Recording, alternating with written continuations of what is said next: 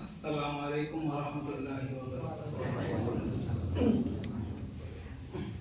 अल्हम्दुलिल्लाहि Kaffa वस्सलामुन अला इबादिहिल्लज़ीना इस्तफ़ा अम्मा बाद।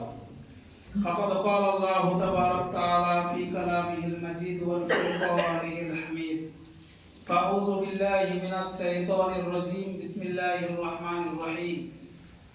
कुल्लु नफ्सिन ज़ाइक़तुल मौत व इन्नमा तुवफ़्फ़ौना उजूरकुम यौमल क़ियामह फमन ज़ुहज़िहा अनिन नार व उदख़िलल जन्नत फ़क़द फ़ाज़ वमल हयातुद दुनिया इल्ला मताउल गुरूर।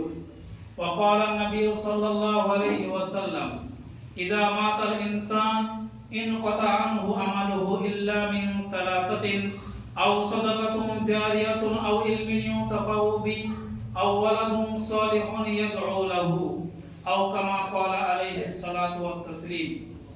শ্রদ্ধেয় সম্মানীয় বয়োজ্যেষ্ঠ বয়োকনিষ্ঠ সমবয়স্ক আমার ইসলাম দরদি ভাই সকল, সর্বপ্রথম আমার সালাম ও শুভেচ্ছা ও প্রীতি, সমস্ত প্রশংসা, সমস্ত গুণগান, সমস্ত আরাধনা, সমস্ত উপাসনা সেই মহান করুণাময় আল্লাহ তাবারক তাআলার জন্য, যিনি আমাদেরকে দুনিয়ার সমস্ত কাজ বাজ ব্যবসা বাণিজ্য ইত্যাদি ইত্যাদিকে ফেলে দিয়ে আল্লাহ তাবারক তাআলার প্রধান হুকুম নামাজকে কায়েম করার জন্য, নামাজকে প্রতিষ্ঠিত করার জন্য তিনার পবিত্র ঘর পবিত্র জুমার দিনে আসার তৌফিক দান করেছেন।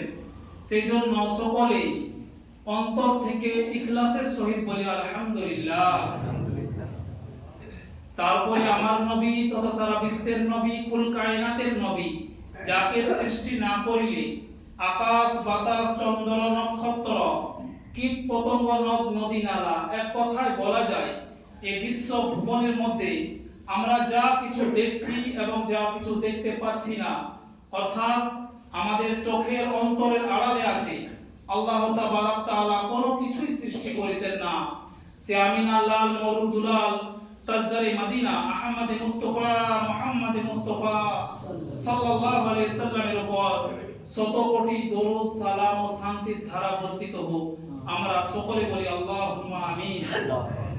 বিরাদর ইসলাম, আমি আপনাদের সম্মুখে কোরআনে কারীম থেকে একটা আয়াত ও নবী সাল্লাল্লাহু আলাইহি সাল্লামের অফুরন্ত হাদিস থেকে একটা হাদিস তেলাওয়াত করেছি। এর সম্বন্ধে দু চারটি কথা বলে আমি আমার বক্তব্য ইতি করব ইনশাআল্লাহ। আল্লাহ তাবারক তাআলা আমাদেরকে অনেক অনেক ভালোবাসেন বলে আজকে জুম্মার দিনে একত্রিত ভাবে আমাদেরকে নামাজ পড়ার তৌফিক দিয়েছেন। কেননা আমাদের অনেক সাথী ভাই আছে, মুসলমান ভাই আছে, তারা নানা রকম কাজে অনেক মানুষ তারা লিপ্ত রয়েছে। জানতে হবে আমাদেরকে ভালোবাসেন বলে মসজিদে আসার তৌফিক দিয়েছে। হাদিস শরীফের মধ্যে এসেছে সবথেকে উৎকৃষ্ট জায়গা, সবথেকে ভালো জায়গা হলো মসজিদ, আর সবথেকে নিকৃষ্ট থেকে খারাপ জায়গা হলো কোথায়? না বাজার। তাই আমরা মসজিদে যখন এসেছি তখন কার মেহমান? না আমরা আল্লাহর মেহমান। কেউ যখন মসজিদের মধ্যে চলে আসে তখন সে কার মেহমান হয়ে যায়? আল্লাহর মেহমান, আর মেজবান হলো আল্লাহ। যদি মসজিদে চুপচাপ বসে যদি থাকে তা সত্ত্বেও কিছু নেকি দেখা হয়। তাহলে আমাদেরকে এটাই বিশ্বাস করতে হবে যে আল্লাহ তাবারক তাআলা নিশ্চয় আমাদেরকে ভালোবাসেন।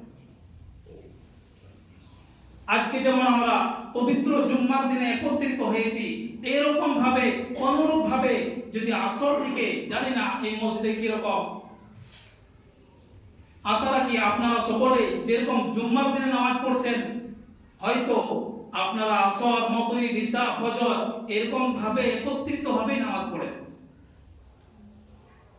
আমরা যেরকম ভাবে আজকে একত্রিত হতে পেরেছি, আমাদের উপরে 5 ওয়াক্তের নামাজকে আল্লাহ তাবারক তাআলা ফরজ করেছেন। এটাকে আমাদের বিশ্বাস রাখতে হবে এবং 5 ওয়াক্তের নামাজকে যদি যথাযথভাবে আল্লাহকে হাজির নাজির ভেবে আল্লাহর ভয় করে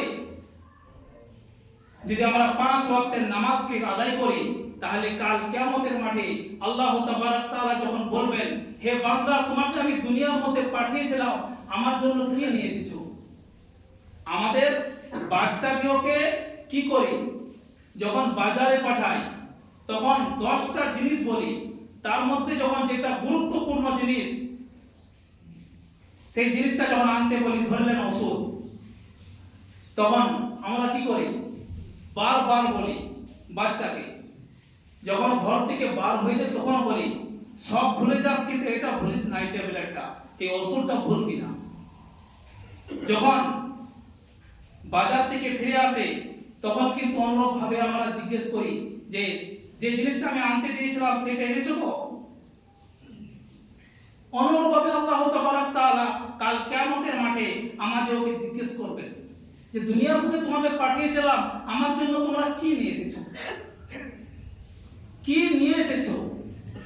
সেদিন যদি আমরা 5 ওয়াক্তের নামাজকে পড়ে থাকি, রোজা রেখে থাকি, দান খয়রাত করে থাকি, তাসবিহ তাহলিল করে থাকি, তা আল্লাহর কাছে আমরা বলতে পারবো, হে আল্লাহ, আপনার জন্য আমরা নামাজ নিয়ে এসেছি। আপনি কোরআনে কারীমের মধ্যে যেটাই হুকুম করেছেন আমরা সেটাই পালন করে আপনার কাছে নির্ভেজাল নিয়ে এসেছি, কোনো ভেজাল নেই। তার জন্য আল্লাহ তাবারক তাআলা আমাদের কি দেবেন? খুশি হয়ে জান্নাত দেবেন। সেজন্য আল্লাহ তাবারক তাআলা কোরআন পাকের মধ্যে বলেছেন, কুল্লু নাফসিন যায়িকাতুল মাউত, সমস্ত প্রাণীকে, সমস্ত জীবকে একদিন না একদিন মৃত্যুর স্বাদ গ্রহণ করতে হবে। এই মৃত্যু